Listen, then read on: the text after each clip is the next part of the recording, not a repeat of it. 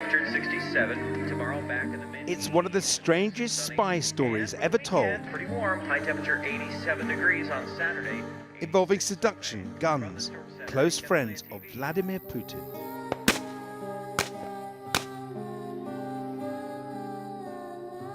It's all about this woman, Maria Butina. I'm a representative of Russian Federation here. Yes, ma'am. I'm visiting from Russia. Do you want to continue the politics of sanctions? I believe I would get along very nicely with Putin. It's a story of alleged political infiltration, played out not in the back rooms and corridors of Washington, D.C., but in the remote towns of rural America. Prosecutors say a web of sex and lies connected accused The 29-year-old Russian spy Maria Butina. Butina. Butina accused of conspiracy and trying to influence U.S. policy. Maria Butina was arrested in July and charged with conspiracy and acting as a foreign agent of the Russian government.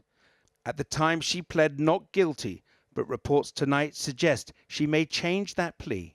Prosecutors allege she conducted a campaign to influence top Republicans in order to advance Moscow's interests in the United States. Specifically, the indictment alleges that Butina saw the National Rifle Association as her gateway to the Republican Party and American politics. Ms. Butina had ties to the NRA, as well as attempted to have stronger ties to the Trump campaign. Prosecutors say Butina began her plan by embedding herself among the open-hearted, friendly folk of South Dakota. My mama told me, son, always be a good boy, don't ever play with guns. I shot a man in Reno just to watch him die. It's a huge state, nearly the size of the UK, but with a population of under 1 million.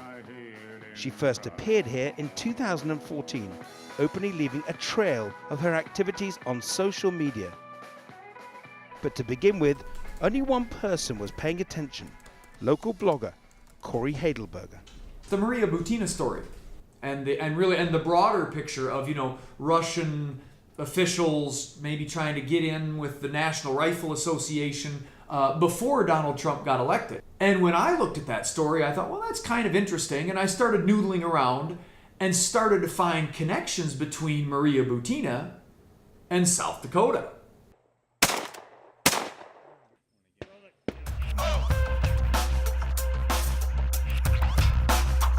Before coming to America, Butina had set up a pro-gun lobby group in Moscow called the Right to Bear Arms, a group the FBI says was a cover for bigger ambitions.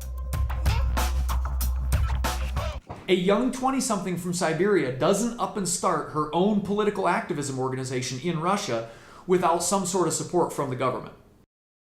According to the FBI, Butina used her guise as a gun enthusiast and lobbyist in order to meet local Republicans with the aim of using them to go national. From her base in Sioux Falls, South Dakota's largest town, she traveled widely across the state, joining hunts and giving speeches. Maria Butina told many of the people she met that she really loved hunting. And this is one of the places she came to, this forest some 6 hours drive from Sioux Falls. She came here to join a summer camp of young Republicans, documenting it all on social media. Because here she is, in this photo in particular. It was not just Maria standing amidst all these clean-cut American kids, and I'm like, holy buckets. There's Dusty Johnson right there, gazing upon Maria Butina as she makes her speech about whatever it was, guns, Russia, democracy, whatever.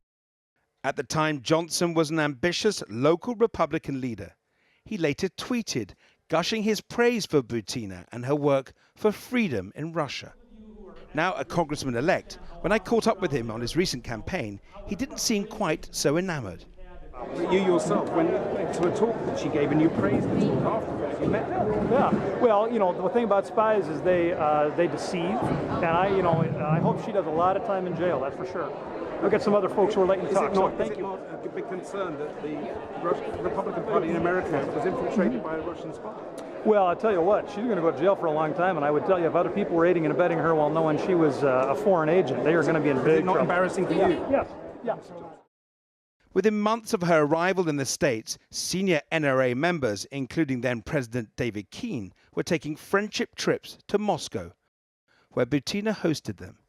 There are no suggestions the trips involved any wrongdoing.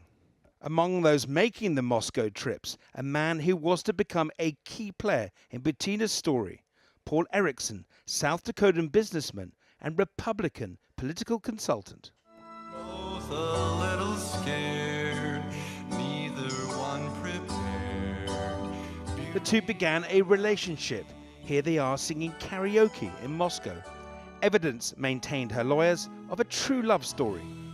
But not everyone who knows about Erickson was convinced. I just know that he was in that group that went to Russia, and apparently he thought he was so handsome, this chick fell in love with him in Russia. I mean, you can't even make this stuff up. This is a movie. It's going to be a mystery comedy, you know. They're going to have that guy that was in the movie about the spy that shagged me. Prosecutors say it was Erickson who used his extensive contacts to arrange meetings between Butina and senior Republicans. Prosecution documents detailed those extensive efforts, and documents seen by investigators on Capitol Hill show an email he sent to the Trump campaign offering to set up a secret back channel to the Kremlin and a meeting with Putin. Putin is deadly serious about building a good relationship with Mr. Trump, Erickson wrote. By now, the couple had made a home here together in Sioux Falls. I wanted to find out more about the nature of their relationship. Hi, this is Paul. Thanks for calling. At the tone, please record your message. No one was in. But Paul and Maria's neighbor, Shirley Helene, was at home. She had not seen Paul since Butina's arrest, she told me. But we now know the FBI has raided this apartment for evidence. Oh, nobody's home. No one's home. Erickson's whereabouts remain unknown, but we were told he has been visiting Butina regularly in jail. I've never seen Paul with a woman before, so it was surprising.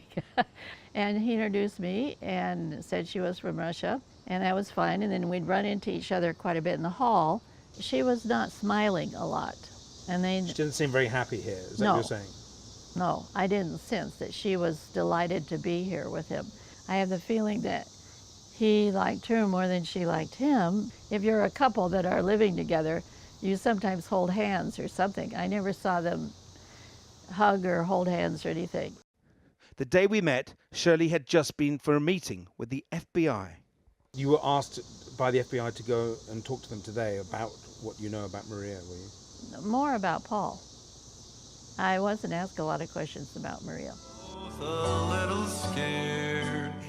Paul Erickson has made no statement on the allegations, but media reports allege that he may too now face charges. But behind it all, prosecutors say, is this man, Alexander Torshin, the deputy governor of Russia's central bank and close ally of Vladimir Putin. According to reports, Spanish prosecutors supplied the FBI with evidence that Torshin has connections to organized crime. He allegedly acted as Butina's handler, urging her to go deeper into Republican and NRA circles. It's alleged the FBI is investigating whether Torshin, working with Butina, funneled money to the NRA to boost the Trump campaign. The NRA denies this and did not respond to our request for comment. Together, Butina and Torshin met many senior Republicans and NRA leaders. Clearly, Ms. Butina and her patron, Mr. Torshin, who's been proven to be very much affiliated with the Russians, had very strong ties to the National Rifle Association. Ms. Butina had ties to the NRA, as well as attempted to have stronger ties to the Trump campaign, and it's already in the public press reports that Donald Trump Jr. met with Ms. Butina and Mr. Torshin at one of these NRA-related events. Pictured with her. There's pictures Absolutely. of them together. Absolutely. In 2015, at the beginning of Donald Trump's campaign, Butina asked the then candidate a question. Do you want to continue the politics of sanctions? That teed him up to say for the very first time that he would consider dropping sanctions against Russia. I believe I would get along very nicely with Putin. Okay? And I mean where we have the strength. I don't think you'd need the sanctions. An issue critical not only for Vladimir Putin, but allegedly Trump's own business dealings too, something the president denies. Since Butina's arrest, Russia's foreign ministry has been insisting she's innocent, decrying her conditions in solitary confinement. Revealingly, her picture has adorned the ministry's official Twitter page, portraying her as a political prisoner. Tonight, President Putin seemed to give a different perspective, saying he and his intelligence services don't know who Butina is, or why she might be facing jail time in the US. Torshin is now back in Moscow, banned from entering the United States. Tonight, reports that Butina may plead guilty to some charges, an extraordinary development after months of denial.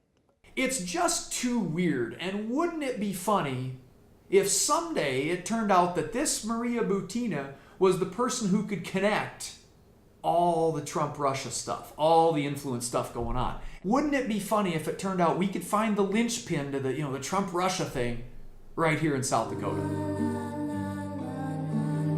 With Butina poised to make a plea deal, what will this mean for important figures in the US? Will the unassuming flyover state of South Dakota prove pivotal in the outcome of the entire Trump-Russia saga?